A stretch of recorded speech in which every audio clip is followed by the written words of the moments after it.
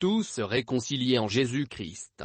Telle est la devise du voyage apostolique du 266e successeur de Pierre.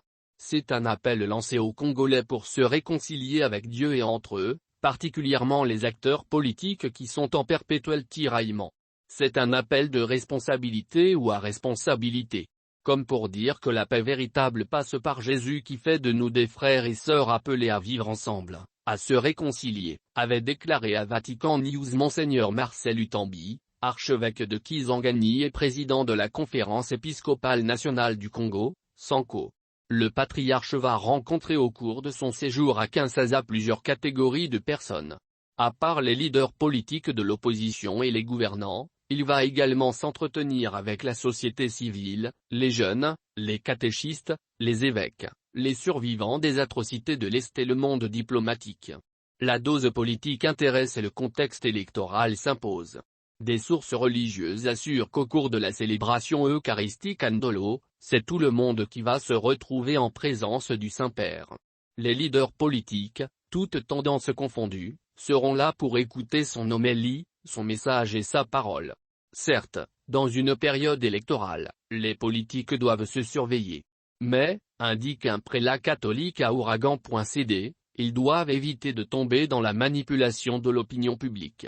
Les discours de haine, a-t-il insisté, doivent être combattus et condamnés à l'approche des élections. Les religieux et les défenseurs des droits humains approchés ont suggéré aux candidats déclarés de s'abstenir d'attiser les violences et d'apprendre à leurs électeurs d'accepter les résultats de l'organe technique.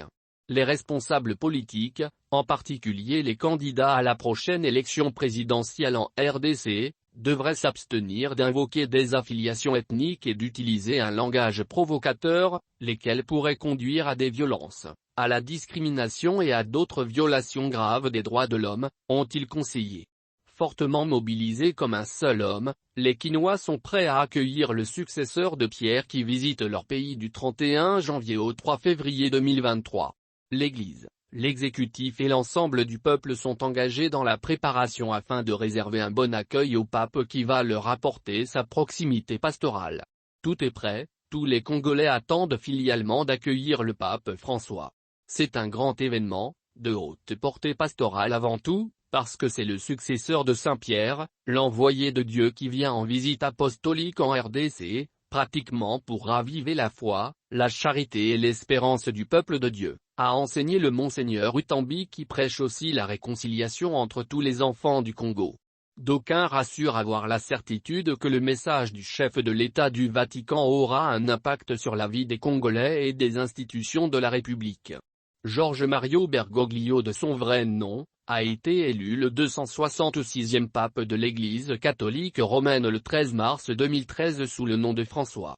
Il était auparavant archevêque de Buenos Aires en Argentine, son pays.